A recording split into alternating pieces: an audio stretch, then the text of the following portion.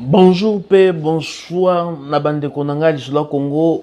Bo like, bo partager. Lelo na ekolobe l'école na biso Institut de Makelele o ezali situé na Bandal Sinkin, autrement dit Bandal Makelele. Bomoni wenza Sinkin na sima nango wana nde place Institut de Makelele ezali na kati ya Mamelo baza lopango moko. Batu bazwi makanisi basala association pona ba oyo nyonso batanga na imaki lelo komi Collège Saint-Michel ezali kokipe promotion te, ndeko. S'inscrire okozwi ba renseignement kaka na imaki wana bakoyebisa bino numéro association na président na biso Kisukidi azali wana ye mutaza kosala makambo nyonso.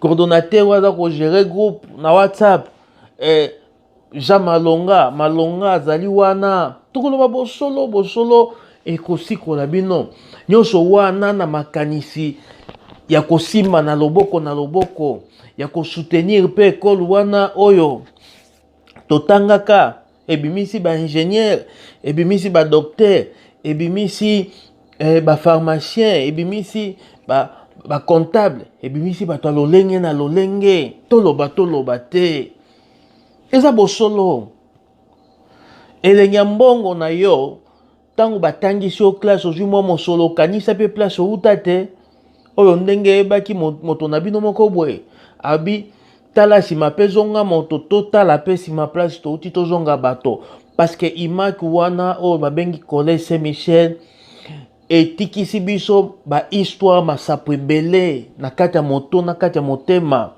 esengeli to simba ngo loboko na loboko lokola moto moko botala misala bauti kosala association wana pona tina ekolo na bango.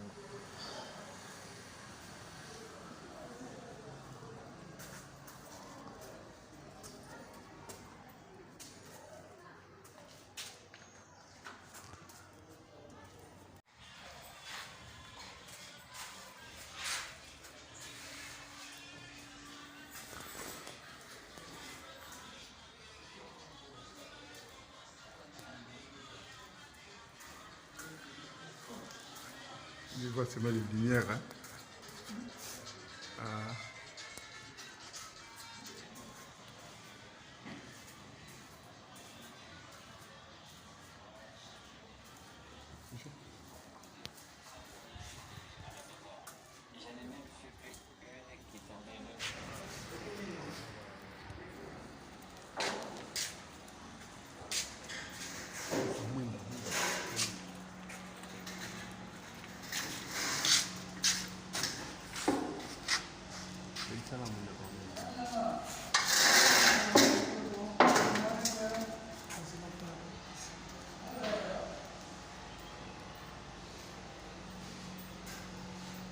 Bomoni misala bauti kosala misala la otiliki babi te ekolo totangaka tangu wana ezalaka boye te mais tangu bazwaki opportunité ya ko renouveler ba installation donc toko pe kokende to bongisa ngo lisusu bano bakotanga mbula oyo eloko wana pe marqué bango enfin que ezala bongo continuel ebanda kokende de génération en génération. Beaucoup d'associations ezali loko moko ya bien bo soutenir soutenir association na biso sur tous les plans ya moto sur na makambo kocha makanisi na mosolo na makasi na biso na oyo nyonso bapesa biso oyo nyonso balakisa biso lobi ekoki kosunga pe génération mosusu ekoya.